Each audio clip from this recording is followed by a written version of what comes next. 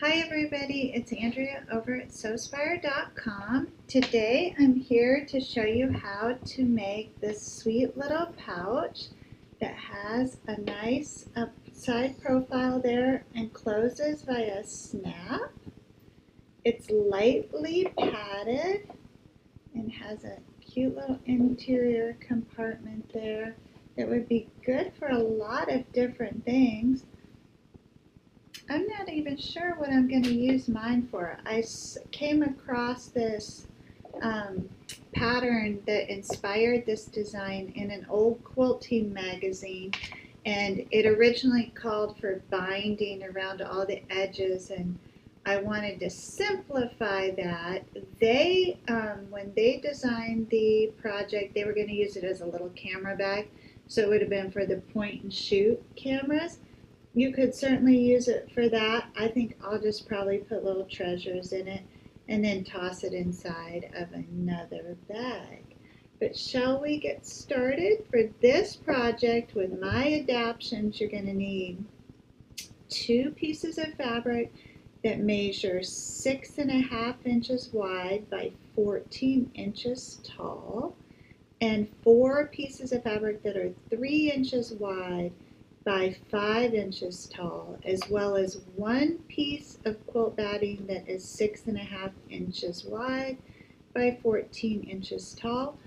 And the finished measurements on this are 6 inches by 4 by 2.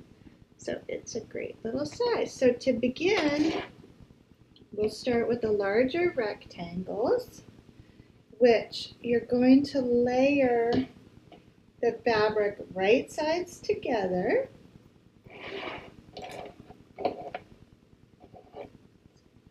Okay, so layer your fabric right sides together and then put 1 piece of quilt batting underneath of that. And you'll take your scissors and fold that in half long ways and align the corners, and you're just going to angle those top corners, which will then become the flap, and it's just a slight angle just to round that, and that becomes the flap on the front of the bag. Then you'll stitch all the way around the rounded top and down to the other end. You're going to leave this, I'll call it the square, the unrounded end open so you can flip it. And for this, I am using 2/8 of an inch seam allowance.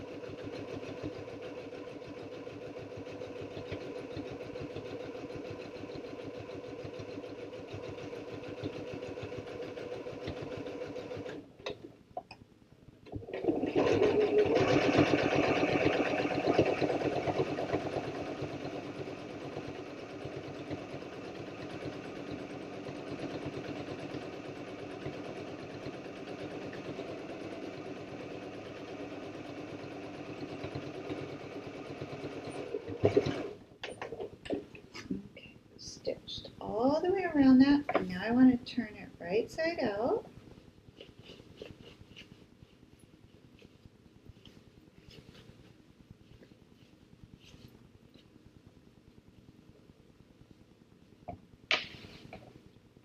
Now, it'd probably be a good idea to press this to get out those wrinkles, because it's going to be a little harder to press once we start constructing this. So I'm going to head on over to the iron and press that down, and then I'm going to fold these top raw edges inward less than 1/2 inch just to create a nice finished edge there, and I'm going to go ahead and press that down as well. So I'll be right back. Okay, and you can see how I folded those raw edges inward, and I'm just going to stitch across the top there to close that up.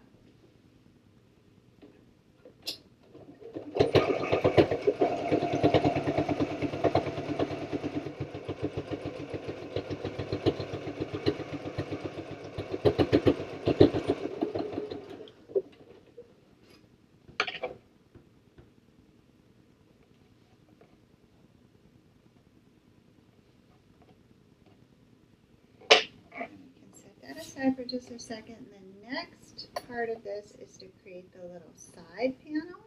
So take 2 of the 4 pieces, smaller pieces of fabric, and place those right sides together so you have a pair, one for each side.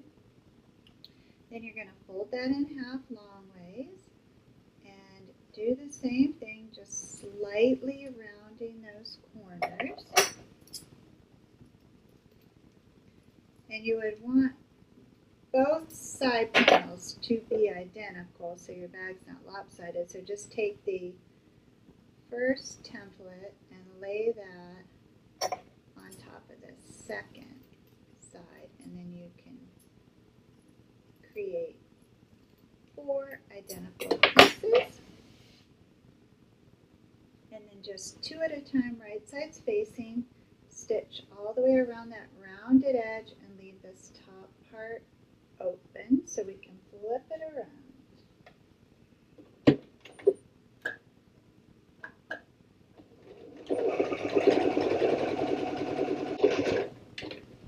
Right, and then you need to turn this right side out.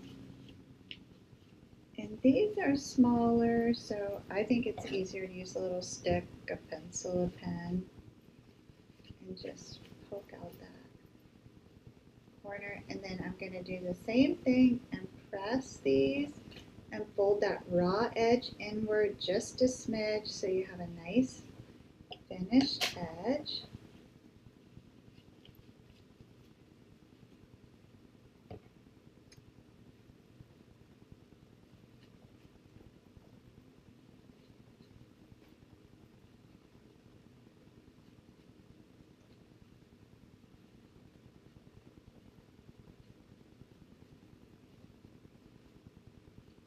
So I'm going to head on over to the iron with the sides and press those, and I'll be right back.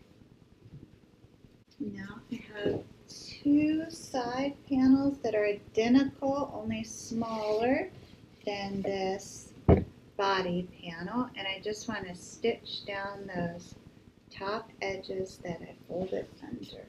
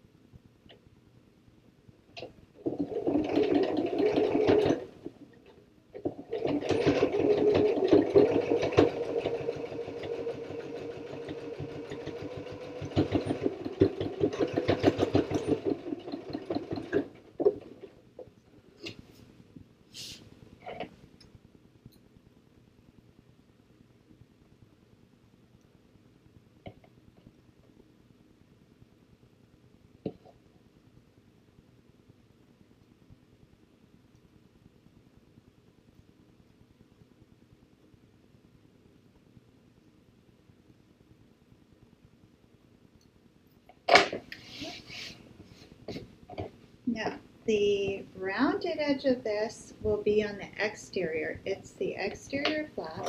So you want to work from the non-rounded edge and position these little side panels so their rounded edge sits right at the top of the non-rounded edge. They're like little wings, and I'm going to pin those in place, and then I'll hold it up so you can see what I've done. You know what they remind me of? Mittens. So place your 2 little mittens right on top, and this one's up a little high, so I'm going to lower that because I want them to be even. So from the back, you should not see the tops of the mittens. And then all you're going to do now is stitch down the side here. Don't worry about going around that corner. Just stitch the sides, reinforce with a back stitch at the top and the bottom, and do that for both sides so we have little winglets.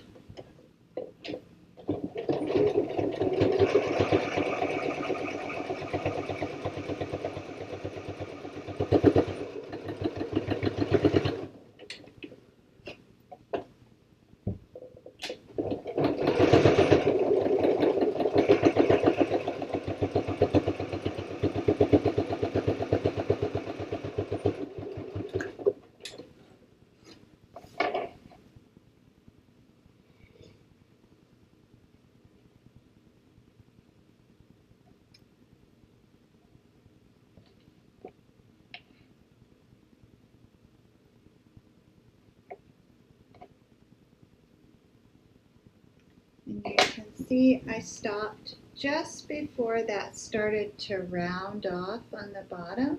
So I can take out those pins now. And the mittens have been attached like that.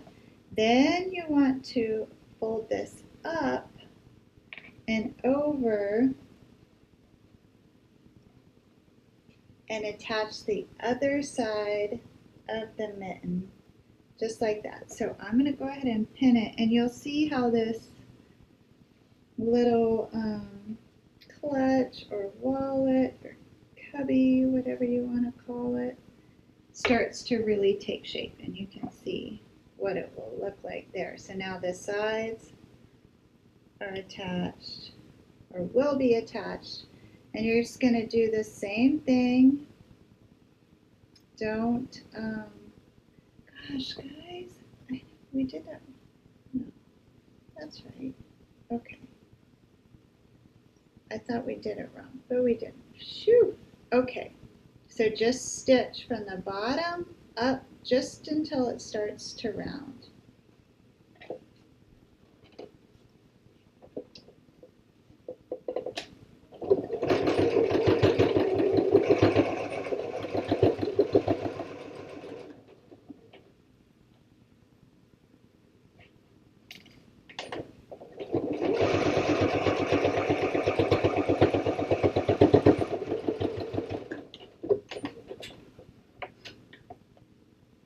You're going to do the same thing on the other side.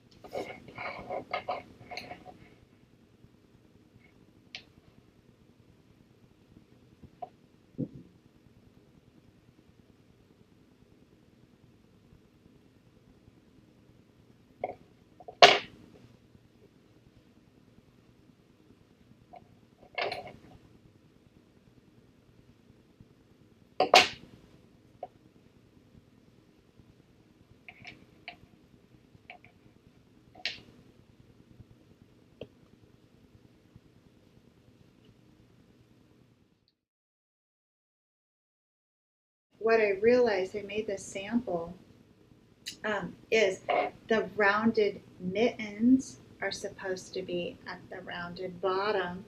So you would have to flip that around, and you can see the difference here with the round at the bottom versus not. But this is such a cool opportunity for me to point out sometimes mistakes really turn out to be in your favor, and I've learned this over and over again. So I like this teardrop setup with the rounded portion at the bottom. That's nice, and then it's sealed. But I think this is really cute too, and it allows the bag to expand. But the downside of that is, you know, you can't put your diamonds or your sand inside of this bag. But there, I could see benefits of being able to tuck that in, and how cute that is with the pleat. So you decide, and that gives the bag some versatility as well. So the next step here, I'm going to leave this one just how it is. I'm very happy with that, and I'm going to put a snap closure on the front of this. You could do hook and loop tape, you could put a buttonhole in here and sew a button on. You could put a buttonhole and sew a ribbon on the front and thread the ribbon through the buttonhole and then tie it in a bow. I'm going to use a snap, and I have that right here. I order my snaps from snapsource.com, and I use a small hammer and a cutting board. So I just take that decorative top piece and I center it and poke the prongs out, and then I have a little cutting board that I work on in a small hammer, and I'm going to put the female end of that snap on top of that, and then I'll just give it a little tap. I don't like to tap next to the sewing machine, so I put it in my lap.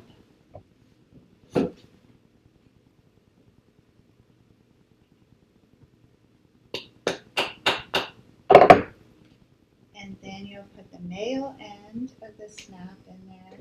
And then you're going to need to test fit this and line it up so you can see where the remaining prongs should be positioned. So I poke a little hole in the front with the prongs so you could just see where they are, and then fit those prongs underneath, and you've got those little poke holes in the fabric, and you just press up the prongs, and then you want to test fit it before you hammer it in and make sure, and that looks good.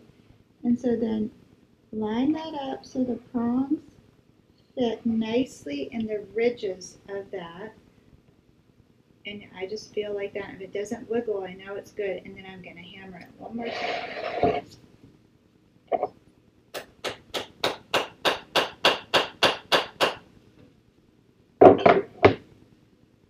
Alright, and my snap's attached. And this one is very cute as well. And you can see if you size this up a little bit, it would be a really darling clutch, wouldn't it? And if you maybe used a different fabric, like you could work with black velvet or something. That would be really adorable. So I got to think of a name to call this, but I hope you enjoyed the project, and it certainly is a different way to construct it. And then just by whoops that I made, we figured out two different ways, and this second way made the pouch a little bit taller too, which I noticed, so that's cool. Just the little things like that. Thank you for watching, and I will be back next week with another project.